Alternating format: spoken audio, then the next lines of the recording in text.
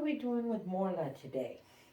Well, this weekend I redid Morla's entire enclosure because there was a tree stump that I got from PetSmart that shoots out fog, but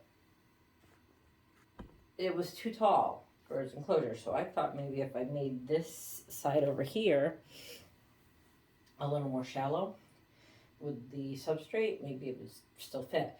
Well, it technically did, but it still wasn't doing a good job because it was shooting the fog so straight up that it was not going into the enclosure. I thought it was just going to topple over the sides of the tree stump, and it was just like shooting like a gun, like straight up into the air.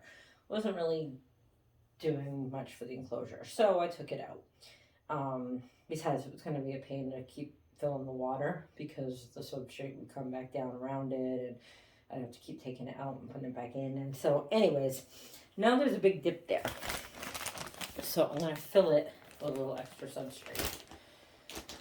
I'm going to use Eco Earth coconut fiber, which is great for keeping humidity in. And forest floor. And this is a bit much, but it gets patted down, and I can always use some of it around the rest of the enclosure anyways.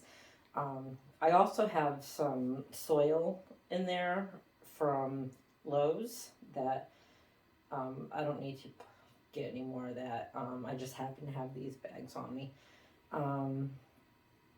And I also have Reptibark in there, which I'm probably not going to use much in the future. I like that it keeps him from getting his water dishes dirty, but it seems to cause a lot of fruit flies.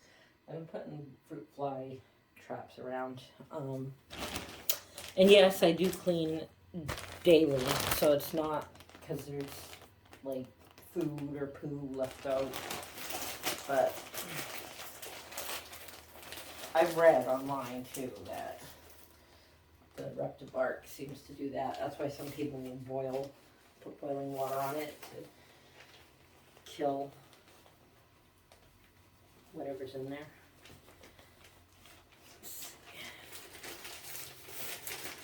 There's half the bag.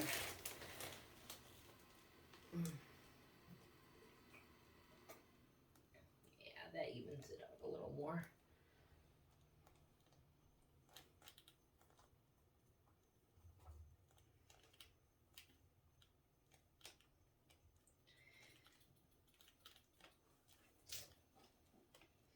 I was told that a deeper bin also helps with humidity. So I don't really want to get him. Wait, I don't want us to change out the substrate again. But if I was to, I would probably use less. I also like that he's able to dig. He likes to dig himself little places inside his hides. So it's like I want him to have enough to dig, but I don't want any too much because I want there to be high walls for the humidity to stay in.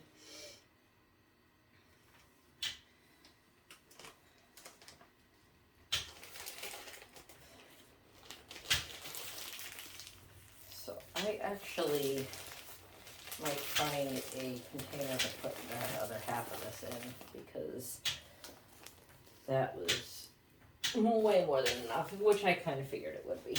And now I'll put a little bit of forest floor on top of that. Forest floor is kind of like Reptibark.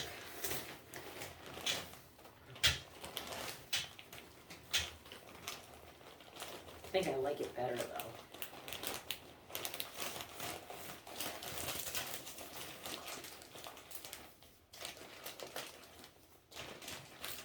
Fresh out of the bag, you feel the, I don't want to say moistness, but I don't know what other word to use. I mean, it's not like wet, but you can tell that even inside the bag there was humidity in there.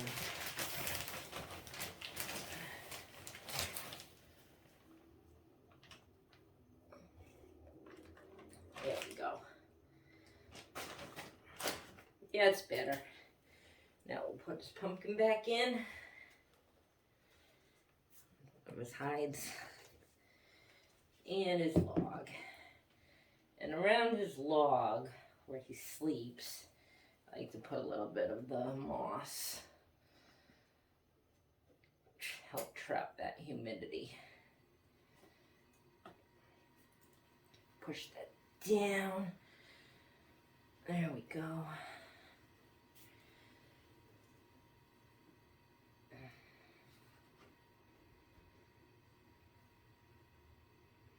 Perfect. I have all these extra rocks too. I'll put them away.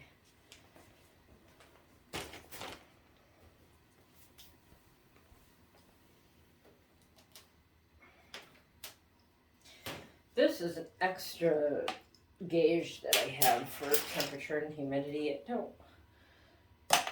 It's what I used when I first got Orla, before I had the one that was on the timer.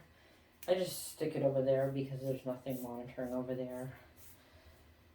I guess technically I could get rid of it. I could sell it or something. I wouldn't make much off of it though, so I just keep using it for why not.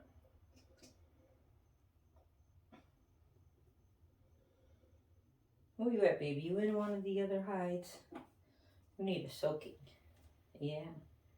I gotta clean your dishes.